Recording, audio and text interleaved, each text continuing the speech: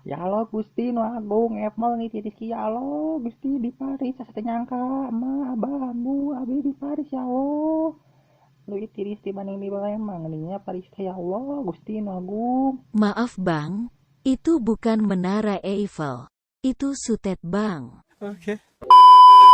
Hello what's up geng, welcome to my video, welcome to my channel. Balik lagi bersama gue di kamar B39 TV gengs. Di Paris, 31 Maret 1889 atau tepatnya 132 tahun yang lalu, sebuah menara kokoh yang kini menjadi salah satu landmark kota Paris dibuka secara umum untuk pertama kalinya, geng. Ya, landmark kota Paris yang berdiri sangat kokoh itu adalah Menara Eiffel, gengs.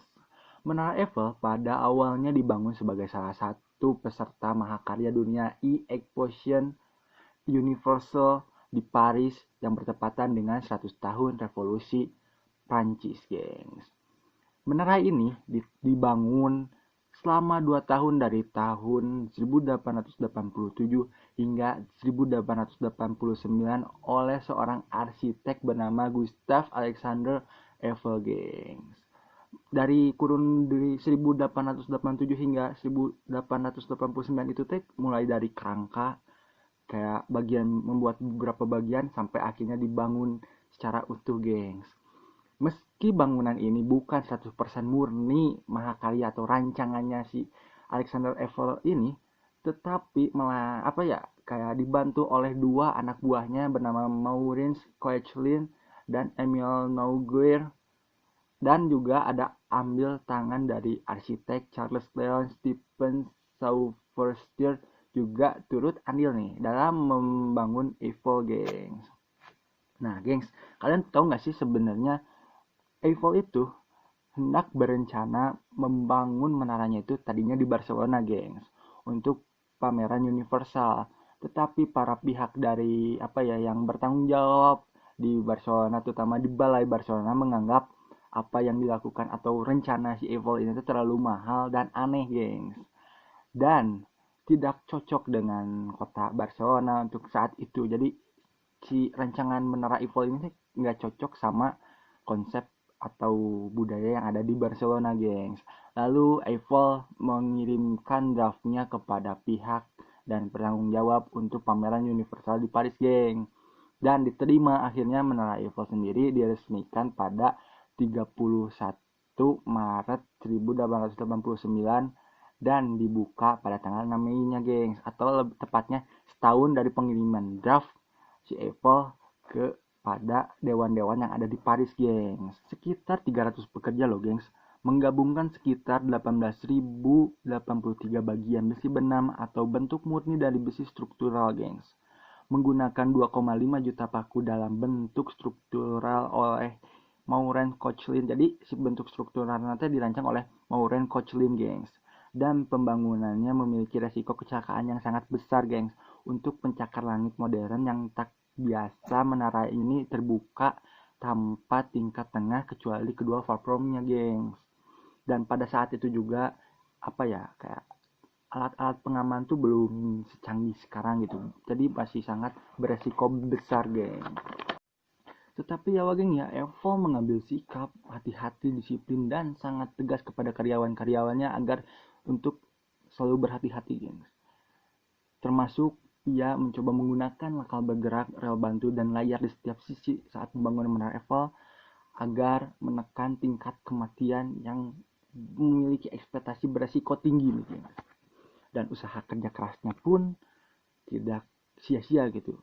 Tingkat kematian saat pembangunan Eiffel pun dapat ditekan bahkan sangat sedikit hingga hanya 1 orang yang meninggal saat pembangunan menara Eiffel, geng. Bang biasanya kalau yang meninggalnya 1 orang itu tumbal proyek bang. Oh, 1 orang? Apakah ini yang dinamakan tumbal proyek? Selain itu ya, geng ya, ada banyak sekali kisah di balik eksistensinya menara ini, gengs. Mulai dari penolakan warga setempat karena dianggap menghalangi pandangan, mengganggu mata, mengganggu pemandangan karena setiap malam atau siang pun dianggapnya menara Eiffel itu sebagai besi hitam tua yang mengganggu pemandangan, gengs. Banyak sekali orang-orang yang berbicara jelek tentang menara Eiffel, gengs, pada awal mula pembukaan dan pembangunannya, gengs. Dan sebagian orang pun berargumen bahwa Menara Eiffel itu sangat berbahaya ketika suatu saat akan roboh, gengs. Dan selain itu, pembangunan Menara Eiffel itu sesuai dengan peraturan festival itu tersebut setelah 20 tahun harusnya dirobohkan. Dan bangunannya pun dibuat emang untuk agar mudah dirobohkan, gengs. Tetapi ini mah gengs ya, setelah 20 tahun berjalan dan Menara Eiffel pun hendak dirobohkan oleh sang yang membuatnya itu, akhirnya warga pun berbalik menjadi setuju gitu dengan adanya Menara Eiffel tersebut, gengs.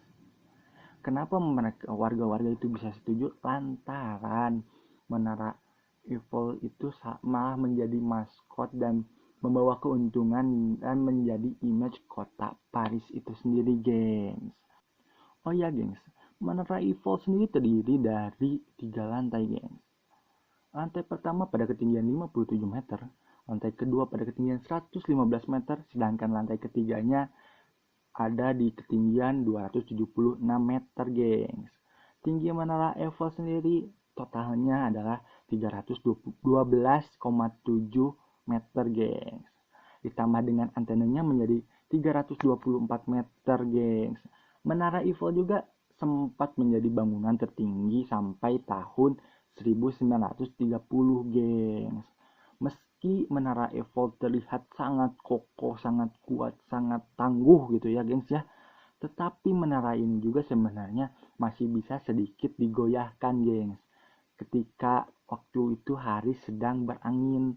Bahkan pada tahun 1999, angin ribut telah menyebabkan Menara Eiffel bergerak sekitar 13 cm dari kedudukan aslinya, gengs.